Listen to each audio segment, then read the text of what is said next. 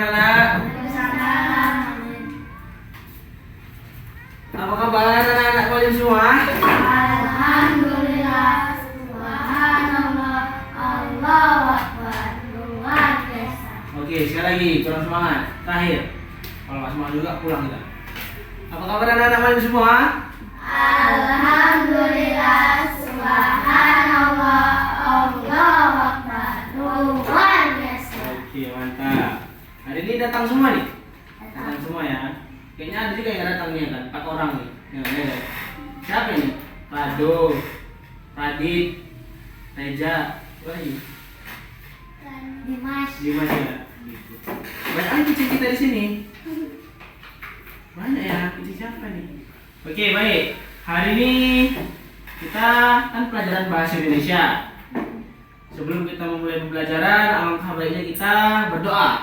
Doa dimulai. A'udzu billahi minasyaitonir rajim. Bismillahirrahmanirrahim. Raditu billahi rabba wa bil islami dina wa bi Muhammadin nabiyya wa rasula walhamdulillahi rabbil alamin. Nah, dirapiin dulu, bajunya dirapiin. Ada sampah diambil sampahnya. Oke, sip. Nah, hari ini pelajaran bahasa Indonesia kita membahas tentang unsur-unsur intrinsik cerpen. Nah, ini unsur-unsur intrinsik cerpen. Apa? Unsur-unsur intrinsik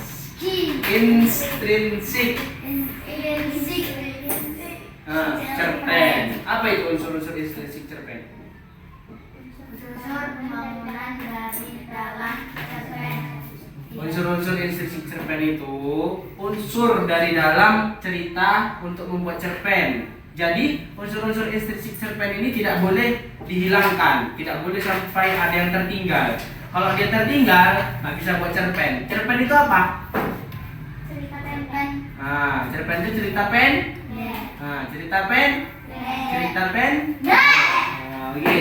Apa saja unsur-unsur intrinsik cerpen? Yang pertama, kita baca sama-sama. Nah, kemudian alur, latar, sudut, gaya bahasa, dan yang terakhir amanat. Oke, siapa yang tahu apa itu tema?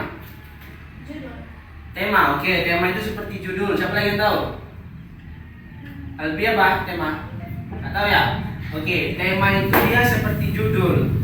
Tema itu yang mendasari untuk membuat cerpen. Contohnya, judulnya tentang kura-kura. Judulnya tentang kura-kura. Temanya kura-kura yang sombong. Nah, ya kan? Oke. Kemudian yang kedua, tokoh atau penokohan. Tokoh itu apa?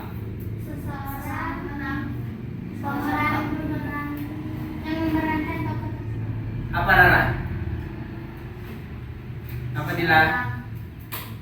Seseorang yang memerankan sesuatu dalam cerita tersebut. Oke, mantap. Tokoh itu bukan yang di luar itu sana, tadi. Bukan, itu tokoh ya. Oke. Jadi tokoh itu adalah pemeran atau pemain dalam suatu cerpen yang memerankan cerita tersebut. Contohnya di dalam cerita tentang kura-kura yang sombong itu ada kancil, ada buaya, ya kan? Oke, lanjut. Alur. Siapa yang tahu alur? Kalian tahu ya? Alur itu adalah waktu atau masa. Apakah cerita tersebut maju ke depan, cerita yang ke depan, atau cerita yang lalu, masa lalu, atau gabungan, cerita gabungan. Oke? Nah, baik, selanjutnya latar. Siapa yang tahu latar? Apa itu latar Bila? Tempat apa? April, background. Background itu bahasa apa? Bahasa Inggris ya, background ya. Oke, latar itu adalah tempat. Tapi latar bukan hanya tempat, ada latar suasana dan ada latar waktu. Nah, latar waktu. Ada 3 ya. Apa aja tadi? Tempat, latar tempat, latar suasana, latar waktu. Bagus Fatir. Oke, yang kelima, sudut pandang. Nah, sudut pandang ini dia dilihat dari berapa orang yang membuat cerita tersebut. Apakah sudut pandang orang pertama, orang kedua ataupun orang ketiga.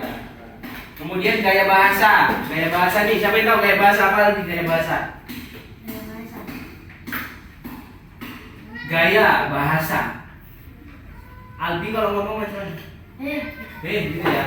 Apa gaya bahasa Dila? Ada yang tahu? Nggak ada. Gaya bahasa itu merupakan bagaimana cara si pembuat cerpen ini menuliskan cerpen tersebut. Gaya bahasanya bisa dipahami apa enggak? Pakai bahasa-bahasa gaul ya kan? Bahasa-bahasa zaman dulu. Bahasa gaul contohnya sekarang apa? Bahasa gaul. Bahasa-bahasa kekinian apa contohnya? Gue gitu ya. Lo itu gitu ya.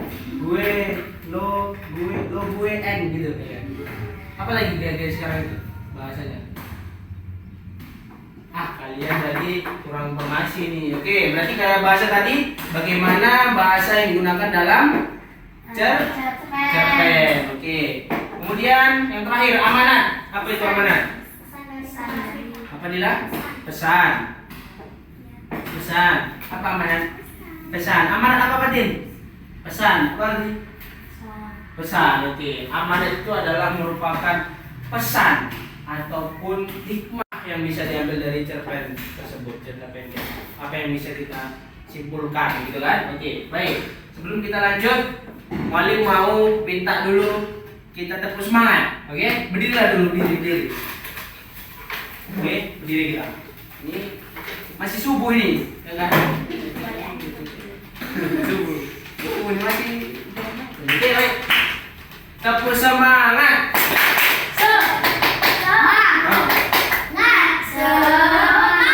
Oke, kurang kompak. Sekali lagi harus dikompakkan. Albi yang pimpin berarti sini. Oke, dah. 1, pimpin ya. 2, 3. Tepuk semangat. Ulang. Albi aja nggak semangat. Tepuk semangat. Itu ulang. Semangat. Tepuk semangat. Oke, disepakati. Tepuk semangat. Nah, itu langsung ya. Oke, ulang. Bawa. 1, 2, 3. Tepuk semangat.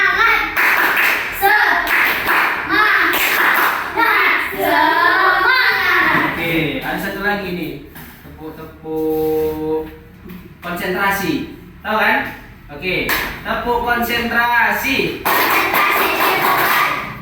Udah? Nggak usah banyak kali. Ulang, sekali lagi. Tepuk konsentrasi. Nah, siapa yang tadi kesini naik sepeda? Albi di sini naik apa? Naik kereta ya? Naik kereta? Diantar. Bilang lah. Oke.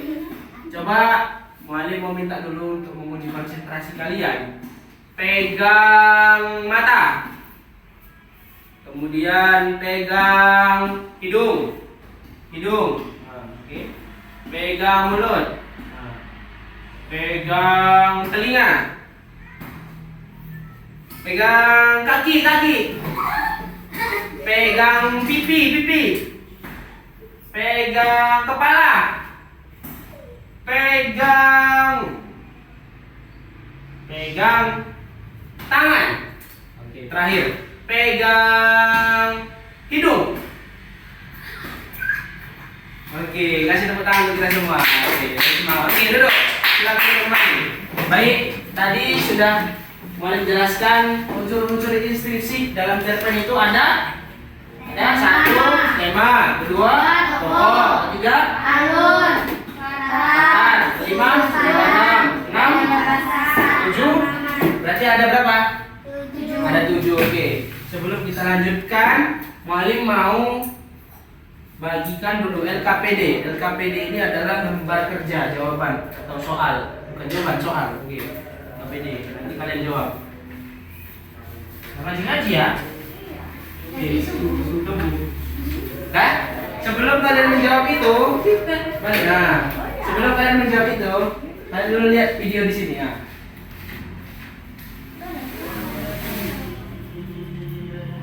Cuma 3 menit ini.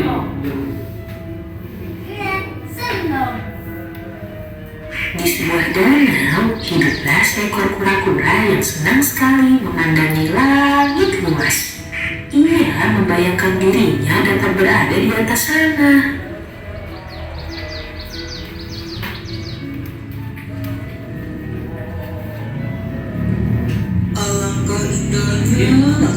Andai aku bisa terbang di atas sana, tinggal di dalam tempurung yang berat ini hanya memperlambat jalanku. Aku tidak suka. Bisa langsung dijawab ya. Soalnya nih, Albi. Tak lama kemudian, ia melihat sepasang burung merpati di pinggiran danau dan terlintas ide untuk meminta bantuan mereka. Burung merpati. Nah, Hei burung merpati, bisakah kau membantuku untuk terbang? Aku ingin sekali melihat pemandangan dari atas sana. sebentar. Betul? Nama-namanya? Ah, makanya diperhatikan. Nomor 1 itu kan soalnya siapakah nama tokoh-tokoh dalam cerita ini? Ada kura-kura. Nah kan? Nah, lihat. Coba dikasih tahu satu. Yuk. Baiklah, kami akan membantumu mewujudkan impianmu. Kami akan mencari batang kayu dan kau hanya perlu menggigitnya. Tetapi perlu diingat bahwa jangan sekalipun kau membuka mulutmu, karena itu akan membuatmu terjatuh. Tenang saja, aku akan menggigitnya sekuat tenaga.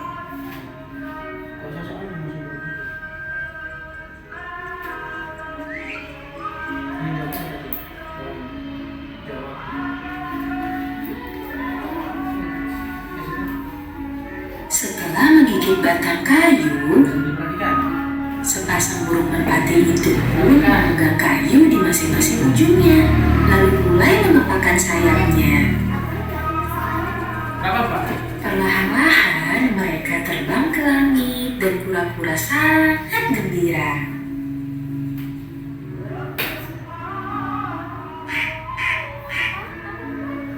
Kalau udah tahu jawaban langsung dijawab. Jawab. Kura-kura lain yang melihatnya dari bawah berdecak kagum dan berteriak kepadanya. Wah, hebat sekali kau dapat terbang di atas sana, kura-kura.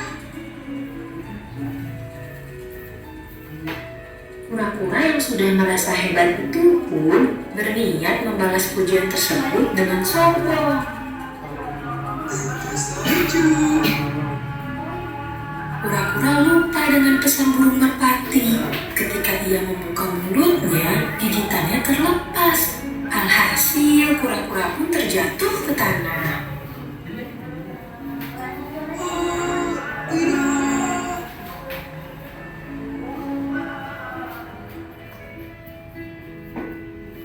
Jatuh kura-kura. Untungnya, kura-kura memiliki tempurung keras yang melindunginya. Kura-kura memiliki tempurung yang Ia merasa karena telah menyepelekan apa yang sudah ia miliki dan tidak mengikuti pesan dari sepasang burung merpati tersebut karena kesombongannya. Oke. Kura-kura sombong. Ya, Nah, buat ditulis kalau udah tahu kura-kura sombong.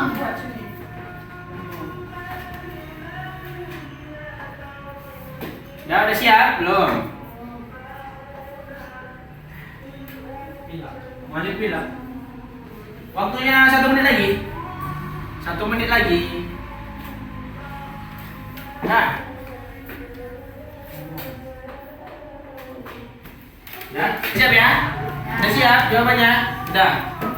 Yang mau Malim suruh maju dulu untuk menjawab. Yang pertama Albi. Nah, siap. Albi. Oke, ya. Albi bacakan soal nomor 1. Siapakah nama? Sini dekat ya kuat, enggak dengar. Nah, sini dekat. Nah. Yang kuat. Siapakah Yang nama? kuat. Siapakah nama tokoh dalam cerpen tersebut? Oh. 1. Kura-kura, burung merpati, Iya. bebek. Oke. Apa kura-kura? Burung merpati, bebek. Oke, nomor 2. Apa watak dari tokoh kura-kura? Oke. Sombong. Nah. Burung merpati, tolong menolong. Oke, duduk. Sekarang gantian yang nomor 3 Rara. Silakan jawab Rara. Sarah. Kurang kuat, sini sedikit. Nah, ini kuat. Di manakah latar tempat atau suasana dalam cerita tersebut? Latar tempat, danau, suasana menegangkan. Menegangkan. Latar tempatnya di danau. Suasananya menegang. Apa bi suasananya? Suasananya? Menegang. Nah, makanya fokus. Oke, dah, baik. Dah, siapa yang bisa memberikan kesimpulan hari ini? Kalau nggak ada yang tunjuk. Nah, Dila silakan. Dista jawab diri. Nah, kesimpulannya. Dari cerita pura-pura yang sombong adalah kita tidak boleh berperilaku sombong karena jika kita sombong kita tidak akan Selamat di kemudian. Oke, jadi kalau sombong itu kita nggak selamat di kemudian hari. Dalam Al-Quran kan juga tidak boleh sombong, ada ayatnya. Oh, belum siap. Tadi kita belajar apa aja, tentang apa aja?